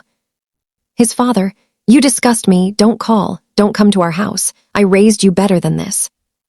His boss, "My office, Monday morning, 8 a.m. Be prepared to explain yourself." "Jennifer, you lied to me about everything. We're done. Lose my number." "Vanessa, you're a monster. I told my husband everything. I hope Sarah takes you for everything you have." Friends, colleagues, people from his professional network, all of them, all seeing the truth. all responding with shock, disgust, anger. His entire world, crumbling in real time. "You destroyed me," he whispered. "No," I said, standing up. "You destroyed yourself. I just made sure everyone else could see it. I made sure you face consequences for once in your entitled, narcissistic life. Sarah, please, we can fix this. I'll go to therapy, real therapy. I'll change. You'll what? Become a decent person? It's too late for that, Marcus. Years too late. You had every chance to be honest with me, to work on our marriage if you were unhappy, to leave if you wanted something else. Instead, you lied. You cheated. You manipulated everyone around you. And then you had the audacity to ask me to accept it, to be grateful for your honesty." I picked up my bag. I'd already moved most of my important things out over the past week. Clothes, documents, sentimental items. Everything that mattered was already at my new apartment, the one he didn't know about. "Where are you going?" he asked desperately. "Away from you, forever. You'll hear from my lawyer about the asset division. Thanks to your infidelity, I'm getting a very favorable settlement. The house, most of the savings, my retirement accounts stay mine. You get to start over with nothing, just like you deserve. You can't just leave. We need to talk about this." "We're done talking. We're done with everything. You're going to sign those divorce papers without a fight. You know why." "Why?" His voice was broken. "Because if you don't, I have more, so much more. I have evidence of you using company resources for your affairs, lying to clients about your whereabouts, potentially even some ethical violations in how you handled certain projects while you were distracted by your other lives. If you fight me on this divorce, all of that goes to your professional licensing board.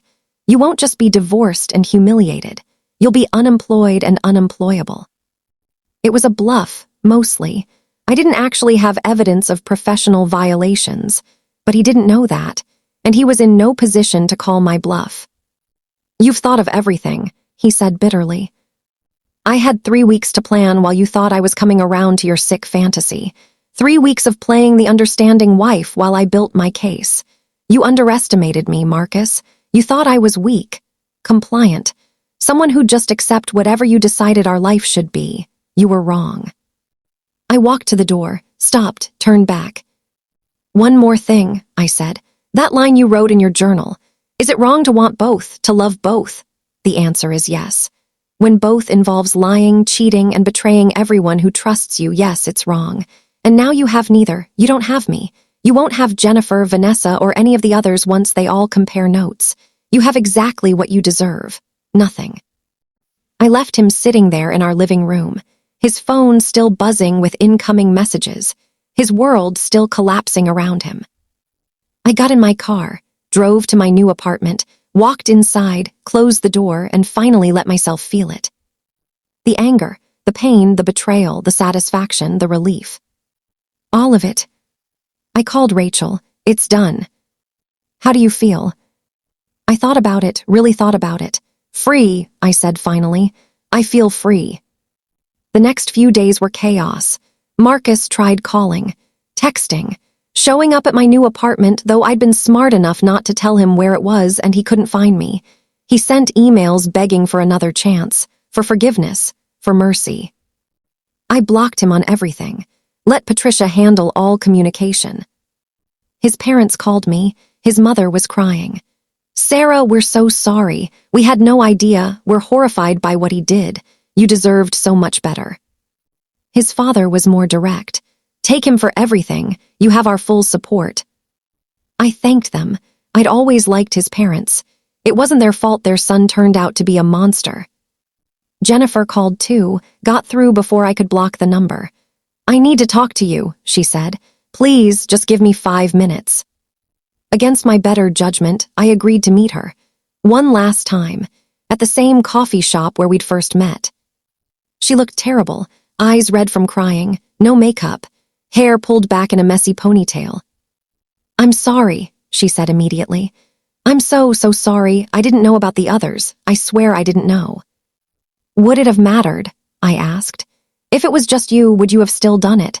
Still slept with my husband for 2 years?" She was quiet for a long moment. Then quietly, "Yes, I would have, because I loved him, or I thought I did. I don't even know anymore." "He lied to you too," I said, and I was surprised to find I felt a little bit sorry for her, just a little. "He told you our marriage was dead, that I was cold and career-obsessed, that I didn't have time for him. None of that was true, Jennifer. We were happy, or I thought we were, until he decided one wife wasn't enough." "I know that now," she said. "I read everything you sent, your documentation of your marriage, the trips you took, the date nights, the life you built. He lied to me about all of it. Made me think I was saving him from a loveless marriage when I was actually just destroying a real one." A tear rolled down her cheek. "I hate that I was that person. I hate that I became someone who could do that. I thought I was different, special, that what we had was real and worth fighting for." "It wasn't," I said flatly. "You were convenient, available, young, and impressed by him. He would have gotten bored eventually and moved on to someone else, just like he did with all the others." "I know," she wiped at her eyes. "I don't expect you to forgive me. I don't even forgive myself. I just wanted you to know that I'm sorry, that if I could go back and change it, I would." "But you can't," I said. "None of us can. We just have to live with the choices we made. You chose to believe his lies because it was easier than facing the truth. That's on you." She nodded miserably. "What are you going to do now?" "Move on," I said simply. "Build a life that doesn't include liars and cheaters. Be happy. Actually happy, not fake happy based on lies." "I hope you find that," she said quietly. "You deserve it." After she left, I sat there for a while, finishing my coffee, thinking about everything that had happened, everything I'd lost, everything I'd gained. I'd lost my marriage, the future I'd planned, the man I thought I'd spend my life with. But I'd gained something too. Strength, clarity, the knowledge that I could fight for myself, that I didn't have to accept mistreatment, that I was enough all by myself and anyone who didn't see that didn't deserve me. The divorce proceedings moved quickly. Marcus didn't fight. Couldn't fight, really. The evidence was too overwhelming.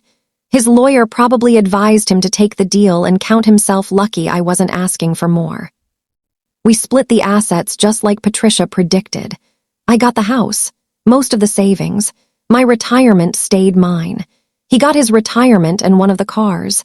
He had to pay my legal fees since the divorce was fault-based.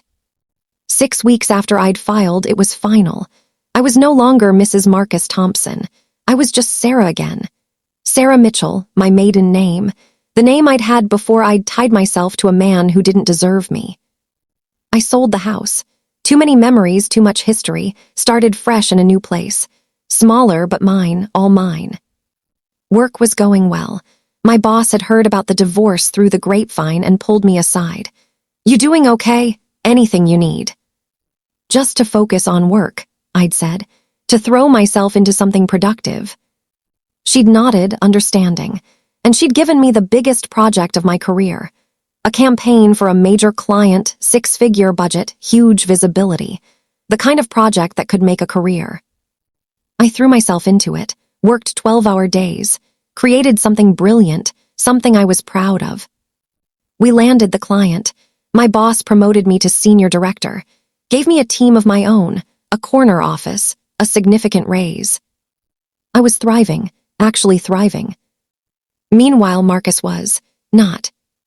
I heard through mutual friends that he'd been demoted at work. Not fired, but moved to a less visible position. His boss had made it clear that while the personal stuff was his own business, the lying and misuse of company time was not. He was on thin ice professionally. His social circle had contracted significantly. People who'd been our friends or his friends didn't want to associate with him anymore. He'd become that guy, the cheater, the liar, the man you couldn't trust. And the women, all gone. Jennifer had cut him off completely. So had Vanessa, who'd apparently gone to marriage counseling with her husband and was trying to save her own marriage. The random hookups had dried up once word got around about what kind of person he really was. He'd wanted 2 women to feel complete. Now he had 0 and was utterly empty. Karma, it seemed, was real. 6 months after the divorce was finalized, I ran into him at a professional event. Couldn't avoid it. We were in the same industry, moved in similar circles. He looked older, tired. The confidence and charm that had once defined him were gone. He looked diminished somehow. "Sarah," he said when he saw me, you look amazing." I did look amazing. I'd been taking care of myself, working out, eating well, investing in myself. I'd gotten a new haircut, updated my wardrobe. I looked successful and happy because I was successful and happy. "Thank you," I said coolly. "How are you, Marcus?" "I'm managing." He tried for a smile. It didn't reach his eyes. "I heard about your promotion. Congratulations." "Thank you." An awkward pause. Then he said quietly, "I'm sorry for everything. You were right about all of it. I was selfish and narcissistic, and I destroyed the best thing in my life. I know it doesn't mean anything now, but I really am sorry." I looked at him, this man I'd loved for 9 years, this man who'd broken my heart and betrayed my trust, this stranger. "I appreciate that," I said, and I meant it, not because I forgave him. I didn't, and I probably never would, but because his apology meant he finally understood what he'd lost, what he'd thrown away. "Do you think," he started, then stopped. "Never mind, it's a stupid question." "What?" "Do you think you'll ever be able to forgive me?" I considered this, really considered it. "Maybe someday," I said honestly. "Not for you, for me, so I'm not carrying anger around forever. But forgiveness doesn't mean forgetting. It doesn't mean letting you back into my life. It just means making peace with what happened and moving on." He nodded, looked like he wanted to say more but didn't know how. "I have to go," I said. "Take care of yourself, Marcus." "You too, Sarah. You really do deserve all the happiness in the world." I walked away from him for the final time, and this time, I didn't feel angry or hurt or betrayed. I just felt nothing. He was a chapter in my life that was closed, a lesson learned, a reminder of my own strength. Nothing more. 1 year, that's how long it had been since I'd walked out of that coffee shop meeting with Marcus for the last time. 1 year since I'd started the real work of rebuilding my life. Not just the external stuff, the new apartment, the promotion, the financial independence, but the internal work, the hard work of healing. Dr. Rodriguez had been right about everything. The revenge, the exposure, the systematic destruction of Marcus's life, it had felt good in the moment. Satisfying, like justice finally being served, but it hadn't magically healed me. It hadn't erased the pain or the betrayal or the damage that had been done to my ability to trust. That part took time, and work, so much work. I kept seeing Dr. Rodriguez every week for months after the divorce was finalized. We talked about everything, not just Marcus and the betrayal, but me, who I was, what I wanted, what I'd learned about myself through this nightmare. "You know what I realized?" I told her one day, about 8 months into my healing journey. "I spent 7 years trying to be the perfect wife. I organized our lives. I kept our home beautiful. I supported his career while building my own. I was always trying to be enough." "And," Dr. Rodriguez prompted gently, "and I was enough. I was always enough. The problem was never me. It was him. He was the one who was broken, who needed constant validation from multiple sources because he couldn't find it in himself. I could have been perfect in every possible way, and it still wouldn't have been enough for him because the void he was trying to fill was inside himself." She smiled. "That's a huge realization, Sarah. How does it feel to understand that?" "Freeing," I said. "It means I don't have to spend the rest of my life wondering what I did wrong or what I could have done differently. I did nothing wrong. I was a good wife. I was loyal and loving and present. He was the one who chose to betray that. His choices were about him, not about me." Understanding that intellectually was one thing. Actually believing it, feeling it in my bones, took longer. There were still nights when I'd lie awake, wondering. Still moments when I'd see a happy couple and feel a pang of loss for what I'd thought I had. But those moments became less frequent, less intense. Eventually, they barely registered at all. I started dating again about 10 months after the divorce. Not seriously at first, just coffee dates, dinners, getting comfortable with the idea of letting someone new into my life. It was terrifying. The first few dates were disasters. I was suspicious of everything. Every compliment sounded like manipulation. Every text that came too late or too early was evidence of deception. I was looking for red flags everywhere, seeing betrayal in innocent actions. "You're protecting yourself," Dr. Rodriguez said when I told her about my dating struggles. "That's normal. Your trust was violated in the worst possible way. Of course you're cautious. But there's a difference between being cautious and being closed off. You don't want to let what Marcus did prevent you from ever connecting with someone again." She was right. I was so afraid of being hurt again that I wasn't really giving anyone a chance. So I made a conscious effort. I went on dates with an open mind. I practiced vulnerability, even though it scared me. I told the men I dated about my divorce, about what I'd been through, and if they couldn't handle that, they weren't right for me anyway. And then, about 13 months after my divorce was finalized, I met David. We met at a professional networking event. He was in finance, completely different industry from mine. When he approached me, my first instinct was to politely brush him off. But something made me pause. Maybe it was the kind way he smiled. Maybe it was the fact that he asked about my work instead of leading with a pickup line. We talked for an hour, just talked. About our careers, our interests, our lives. It was easy, comfortable, no pressure, no games. When he asked for my number, I hesitated. He noticed. "Too forward?" he asked. "I'm sorry. I just really enjoyed talking to you and thought maybe we could continue the conversation over coffee sometime." "No, it's not that," I said. I'm coming out of a really difficult divorce. I'm probably not the best dating prospect right now." He considered this. "Okay, well, how about we start with just being friends? No pressure, no expectations. Just two people who enjoyed talking to each other, grabbing coffee sometimes." Friends, I could do friends. We did grab coffee.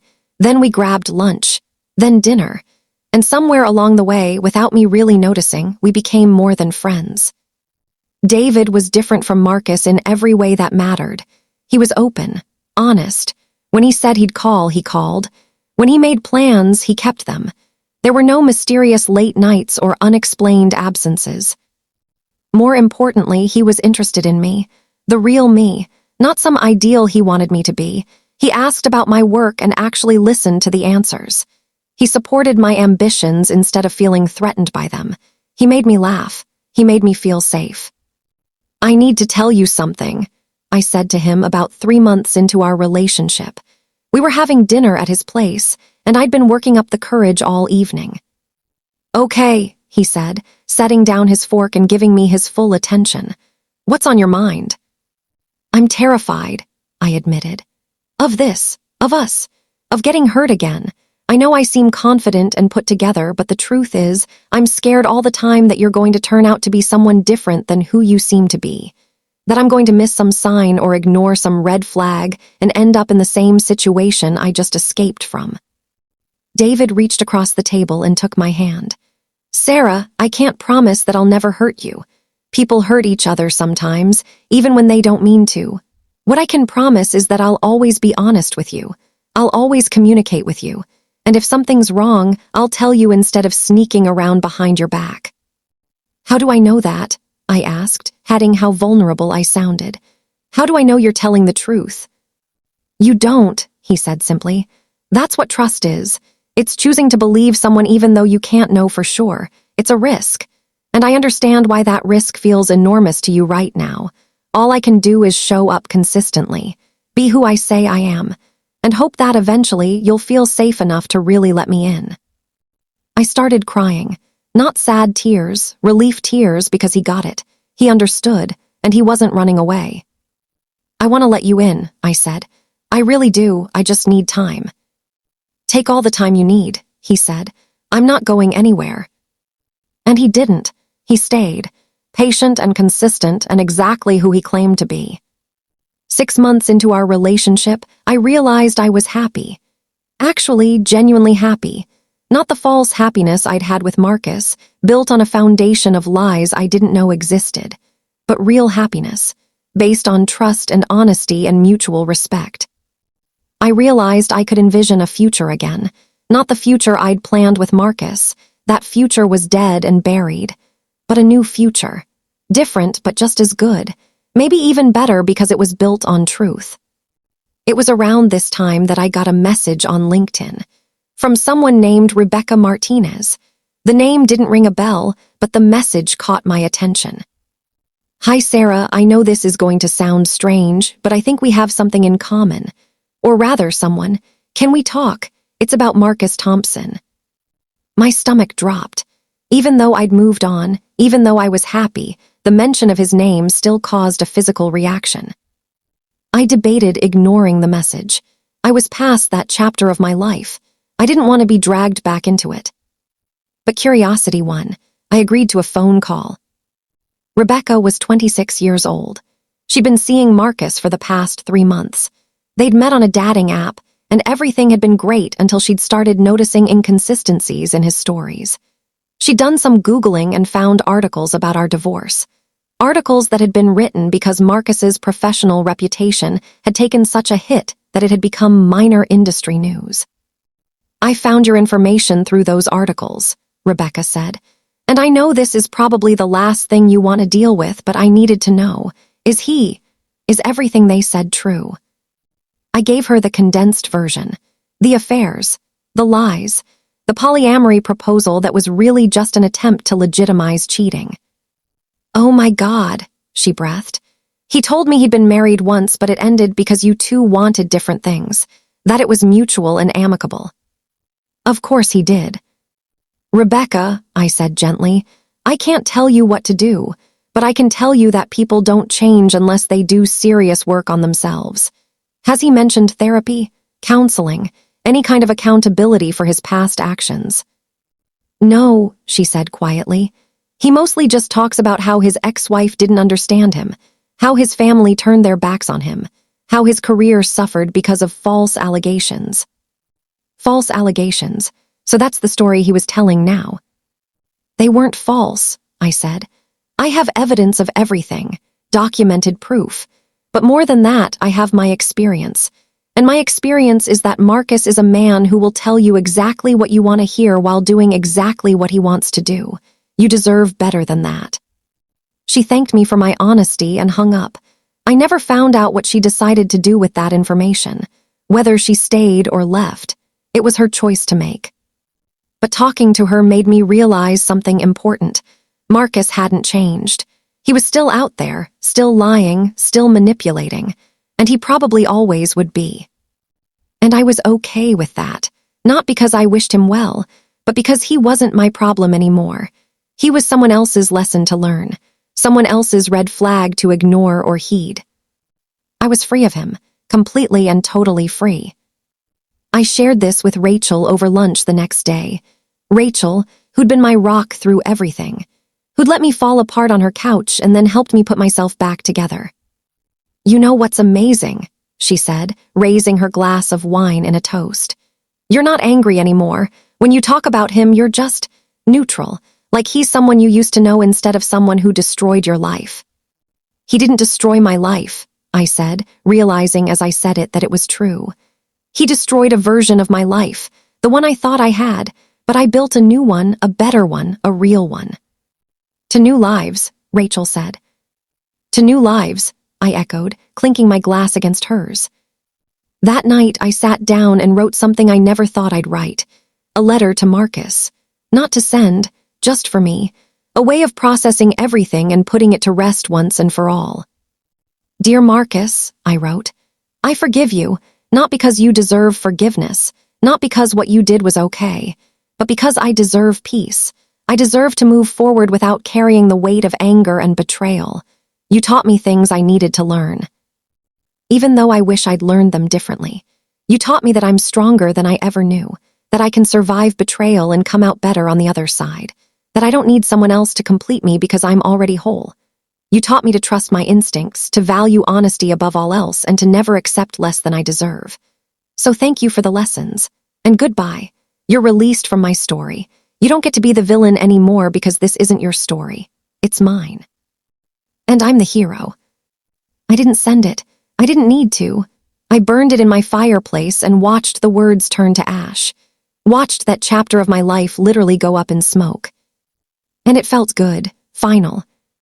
2 years after my divorce was finalized, David asked me to marry him.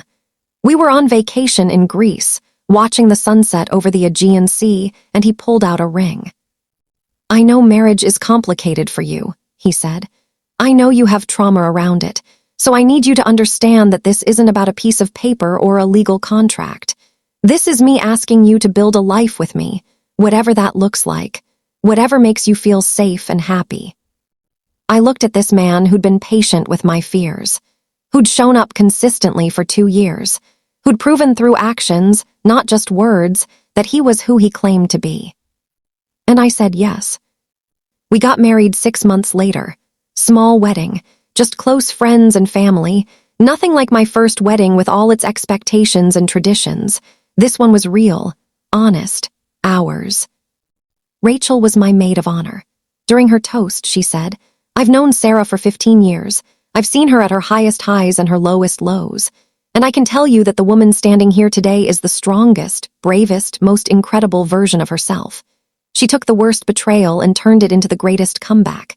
She's an inspiration to anyone who's ever been knocked down and wondered if they could get back up. Sarah, you didn't just get back up. You soared." I cried, happy tears this time, grateful tears. Looking around at the people who loved me, at David smiling at me like I was the only person in the world, at the life I'd built from the ashes of my old one, I realized something profound. Marcus had been right about one thing, just one thing in all his lies and manipulations and justifications. I wasn't enough for him. But not because I was lacking, because I was too much, too strong, too independent, too complete on my own. He needed someone who would accept less because he didn't have more to give. I deserved someone who could match me, someone who saw my strength as attractive, not threatening, someone who wanted a partner, not a possession. And I found him. So if you're watching this, and you're going through something similar, if you've been betrayed, lied to, or made to feel like you're not enough, I want you to hear this. You are enough. You always have been. The problem isn't you. It's never been you. It's the person who couldn't see your worth, who couldn't appreciate what they had, who chose to betray instead of cherish. And you have a choice. You can let that betrayal define you, or you can let it refine you. You can stay broken, or you can rebuild yourself into something even stronger. It won't be easy. It's going to hurt. You're going to have days where you can't get out of bed, days where you question everything about yourself, days where you want to give up. Don't give up. Get angry if you need to. Cry if you need to, scream into a pillow, break some dishes, feel every feeling. But then, when you're ready, get up, dust yourself off, and start building. Build a life that doesn't include people who don't value you. Build boundaries that protect your peace. Build standards that you won't compromise. Build a version of yourself that you're proud of. And most importantly, build a future that's yours, not the one someone else chose for you, not the one you thought you were supposed to have, but the one you actually want. Because here's what I learned through all of this. Betrayal doesn't break you unless you let it. Pain doesn't destroy you unless you give it permission. And the end of one story is just the beginning of another. My marriage to Marcus ended. That story is over. But my story is just beginning, and it's going to be amazing. Not because everything is perfect, but because it's real, it's honest, it's mine. 3 years ago, I thought my life was over. I thought I'd lost everything that mattered. I was wrong. I hadn't lost everything. I'd lost dead weight. I'd lost lies disguised as love. I'd lost a future that was never going to be what I thought it was. And in losing that, I gained everything. I gained myself, my strength, my independence, my ability to choose what I accept and what I refuse.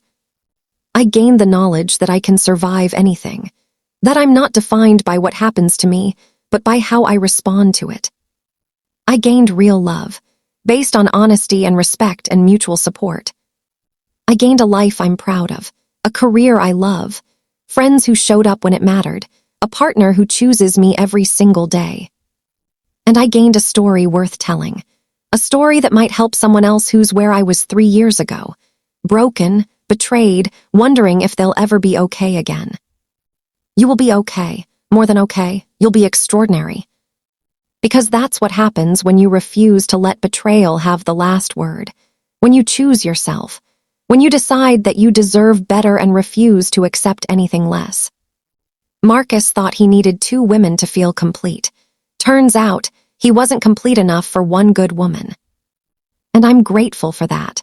Grateful that his inadequacy revealed itself before I wasted any more years on him. Grateful that his betrayal set me free to find something real. I'm not going to lie and say I'm grateful for the pain. I'm not. The pain was real and terrible, and I wouldn't wish it on anyone. But I am grateful for what came after the pain. The growth, the healing, the rebuilding. The victory. Because this is a victory, not over Marcus, over myself, over my fear and doubt and insecurity, over the part of me that wanted to stay small and safe and avoid risk. I risked loving again. I risked trusting again. I risked building a new future after the old one crumbled. And it paid off. So to anyone watching who's in the middle of their own betrayal story, who's wondering if they'll ever feel whole again, who's questioning whether they have the strength to start over, I want to say this.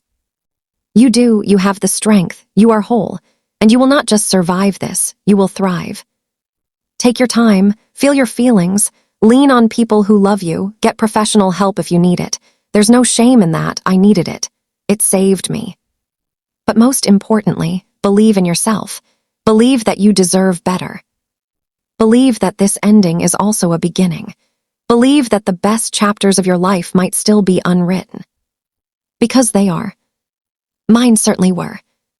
And now, sitting here in my beautiful home, with my husband who actually deserves that title, with a career I love and friends who showed up and a life that's authentically mine, I can say without hesitation, I'm happy, truly, deeply, genuinely happy. And if I can get here from where I was, you can too. So smash that like button if this story resonated with you. Subscribe if you want to hear more stories like this. And drop a comment telling me where you're watching from and if you've ever experienced betrayal, how you overcame it. Because we're all in this together. We're all just trying to survive the hard things and build lives worth living. And we can do it. I'm living proof. My name is Sarah. I was betrayed by someone I trusted with my whole heart, and I survived. I thrived. I won. You will too. Thank you for listening to my story. I hope it helps you write yours.